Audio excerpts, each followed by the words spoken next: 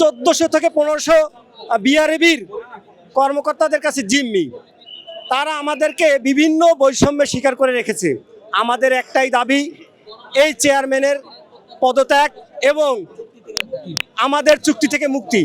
7 দফা দাবিতে 80টি পল্লী বিদ্যুৎ সমিতির কর্মকর্তা কর্মচারী কেন্দ্র শহীদ মিনারে অবস্থান কর্মসূচি এবং মাঠ পর্যায়ে সকল সমিতিতে বিদ্যুৎ সরবরাহ স্বাভাবিক রেখে কর্মবিরতি পালন করে আসছে।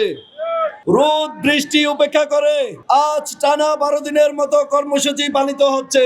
পল্লী বিদ্যুৎ সংস্কার শুধু পল্লী বিদ্যুৎ সমিতির 45,000 কর্মকর্তা কর্মচারী নয়, দেশের গণমানুষের দীর্ঘদিনের প্রত্যাশা।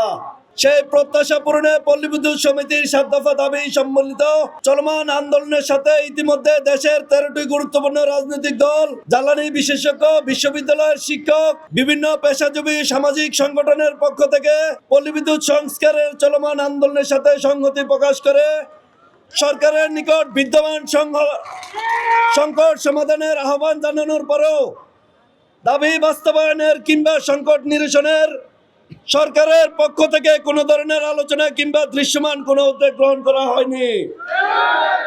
গতকাল টানা 11 দিন আন্দোলনের পরও আমরা বিদ্যমান সংকট সমাধানের জন্য সরকারের সহযোগিতা কামনা করে 24 ঘন্টার আলটিমেটাম দিয়েছিলাম। তথাপিও সরকারের পক্ষ থেকে পল্লী বিদ্যুৎ সংস্কারের ন্যায্য দাবি আদায়ের কোনো ইতিবাচক সাড়া না পেয়ে পূর্ব ঘোষণা অনুযায়ী আগামী 2রা জুন 2025 রোজ সোমবার সারা বাংলাদেশে 80টি পল্লী বিদ্যুৎ সমিতির নিম্নবর্ণিত কর্মসূচি পালনের আহ্বান করছি। আমরা মাননীয় প্রধান উপদেষ্টা মহোদয়ের সদয় হস্তক্ষেপ কামনা করছি। যারা বিদ্যুতের সাথে সংশ্লিষ্ট আছেন, গ্রাম পর্যায়ে 80টি পল্লী বিদ্যুৎ বাংলার গ্রামে আমরা প্রত্যন্তভাবে বিদ্যুৎ পৌঁছে দিচ্ছি নিরবচ্ছিন্নভাবে, এবং আমরা সেই পল্লী বিদ্যুতের কর্মকর্তা কর্মচারী এই শহীদ মিনারে উপস্থিত হয়েছি আমাদের 7 দফা দাবি নিয়ে। 11তম দিন 12তম দিনে আমরা এখন পর্যন্ত সরকার পক্ষ থেকে এবং বিদ্যুতের উপদেষ্টার কাছ থেকে কোনো প্রকারে আশানুরূপ আমরা আশার বাণী বা উৎফলন পাইনি।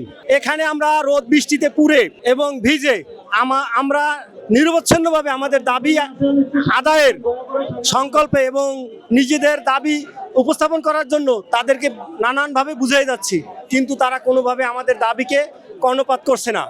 1400 থেকে 1500 বিআরএবির কর্মকর্তাদের কাছে জিম্মি। তারা আমাদেরকে বিভিন্ন বৈষম্যের শিকার করে রেখেছে। আমাদের একটাই দাবি, এই চেয়ারম্যানের পদত্যাগ এবং আমাদের চুক্তি থেকে মুক্তি। আমাদের একটা কাল্পনিক নাম দেওয়া হয়েছে এই পল্লী বিদ্যুৎ সিস্টেমে, আমাদের মিটার রিডার কাম মেসেঞ্জার। এই যে নামটা দেওয়া হয়েছে MRCM, সম্পূর্ণ একটা কাল্পনিক নাম। প্রথমে এই চেয়ারম্যান পদত্যাগ চাই। কেন? আমরা মিটার রিডার কাম মেসেঞ্জার, সরকারের যে রাজস্ব আয়, এই রাজস্ব আয় আমরা আদায় করি, যেমন বকেয়া, মাঠ পর্যায়ে বিল কালেকশন, এবং আমার কথা ছিল রিডিং গ্রহণ করার কথা ছিল 2000, সেই জায়গাতে আমাদের রিডিং গ্রহণ করতে 3000 বিল দিত। অতিরিক্ত কাজে আমাদের অনেক লোকজন আমরা স্টক করে এবং মানসিকতা অসুস্থ হয়ে পড়ে। এই জন্য আমি 18 বছর চাকরি করিও আজ পর্যন্ত আমার চাকরিটা নিয়মিত হয়নি। 36 বছর চাকরি করিও চাকরি নিয়মিত হয় না। একে অফিসে 2 রকমের সিস্টেম থাকবে না, হয়তো সবাইকে চুক্তিভিত্তিক করতে হবে, আর নাহলে সবাইকে স্থায়ী করতে হবে। এই হলো আমাদের দাবি। আর আমাদের যেসব স্যারদেরকে মামলা হামলা দিই, হয়রানি করি এবং সাসপেন্ড করা হয়েছে, ওইসব স্যারদেরকে পূর্ণ বহাল করতে হবে এবং আমাদের লাইন শ্রমিক ভাইদেরকে নিয়মিত করতে হবে, এবং আমাদের যে লাইনম্যান ভাইদেরকে 700 কিলোমিটার দূরে বদলি করা হয়েছে, ওইসব লাইনম্যান ভাইদেরকে আঙ্গে না কাছে PBS টু PBS বদলি রাখতে হবে। এটাই আমাদের দাবি। আমাদের প্রথমে লাইন শ্রমিক, যার নাম কাজ নাই মজুরি নাই।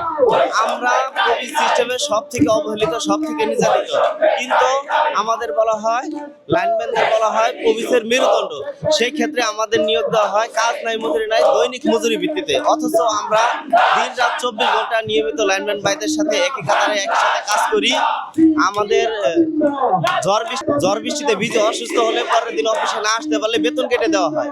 এবং আমাদের এই পর্যন্ত 18 জন লাইন শ্রমিক বিদ্যুতায়িত হয়ে মৃত্যুবরণ করেছে। তাদের লাস্টটা পর্যন্ত বাড়িতে পৌঁছানোর জন্য 50 টাকা 100 টাকা প্রতিটি ভাইয়ের কাছ থেকে চাঁদা তুলে অ্যাম্বুলেন্স ভাড়া দেওয়া হয়েছে। এবং সামনে আপনারা জানেন একটা ঈদ, এই ঈদে প্রত্যেকটা কর্মচারী বোনাস পায়, কিন্তু লাইন শ্রমিক এমন একটা জাতি তাকে পল্লী বিদ্যুৎ সমিতি কোনো বোনাস দেয় না। অর্থাৎ আমরা নজিরবিহীন পল্লী বিদ্যুৎ উন্নয়ন বোর্ড সমিতিগুলো চাচ্ছে, ওরা চাচ্ছে না সমিতিগুলো ভালো হোক। ভালো হইলে ওরা আর দাসত্ব বোধ করবে না, এটা মনে করে।